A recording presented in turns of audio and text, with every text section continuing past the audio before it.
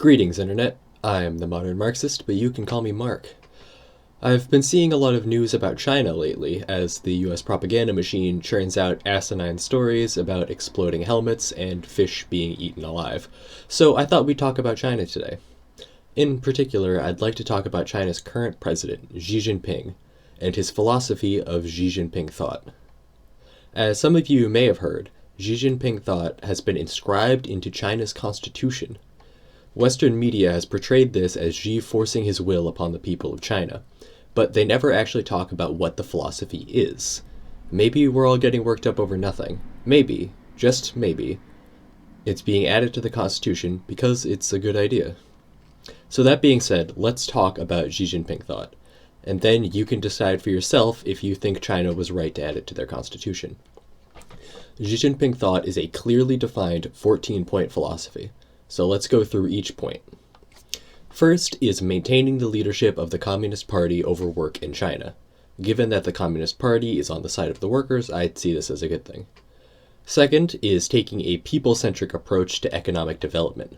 This means ensuring that the general public has a say in how funds are allocated and how their communities are developed. Third is the continuation of reforms. This ties into Chinese history and its efforts to reform issues within its own system. It's a bit complicated to get into now, but perhaps in a future video. Fourth is a focus on science-based ideas of development and advancement. Essentially, putting an emphasis on investing in new technologies that can be used to improve people's lives. Fifth is following socialism with Chinese characteristics, with the people as the masters of their own country. Basically, people's democracy and tweaking socialist theory to best fit China's material conditions. Sixth is governing China with the rule of law, which goes back to China's Confucian roots. Seventh is practicing socialist values in line with Marxism-Leninism, beyond based. Eighth is improving people's livelihoods as the goal of economic development. This means focusing on improving the quality of life for the average Chinese citizen as the goal of economic development, rather than focusing on enriching the elite or building a massive army or something. Ninth is coexistence with nature and the development of green energy. In recent years, China has been at the forefront of renewable energy, particularly in wind and hydroelectric. 10th is strengthening China's national security. Given how much the US is creeping up on their borders, this makes sense to me. 11th is that the Communist Party should have absolute authority over the PLA, the People's Liberation Army. Basically, the government should maintain control over the army, nothing surprising there.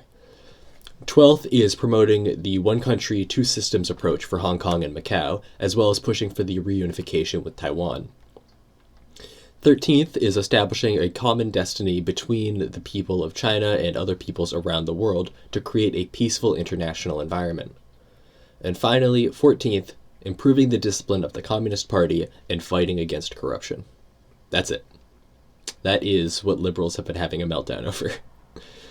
I'm not going to tell you what to think about it. Obviously, my feelings on it are positive, but it's up to you to decide for yourself what to think.